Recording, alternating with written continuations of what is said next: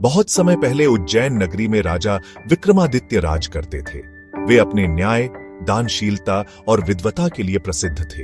एक दिन दरबार में बहस छिड़ी। कुछ दरबारी कहने लगे, सबसे बड़े तो राजा ही होते हैं, क्योंकि वे पूरे राज्य पर शासन करते हैं। दूसरे दरबारी बोले, नहीं, सबसे बड़े तो भगवान होते हैं, राजा तो उनका सेवक है। लेकिन फिर सवाल उठा, अगर दो राजा हों तो उनमें बड़ा कौन?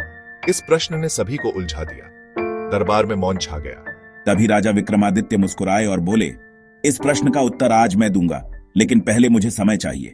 उन्होंने अपने विश्वसनीय सैनिकों को आदेश दिया कि आसपास के राज्यों के सबसे बड़े से बड़े राजा को न्योता भेजा जाए। कुछ ही दिनों में कई राजा दरबार में उपस्थित हुए। उनके वस्त्र, आभूषण और सेना देखकर सब दंग रह गए। अब विक्रमादित्य ने सभा में सबको बैठाया और पूछा, आप सब राजा हैं, लेकिन असली सवाल है, आप में बड़ा कौन? कोई कहता, मेरी सेना सबसे बड़ी है।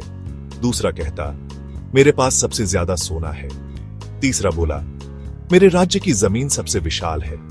बहुत देर तक चर्चा चली, लेकिन नतीजा नहीं निकला।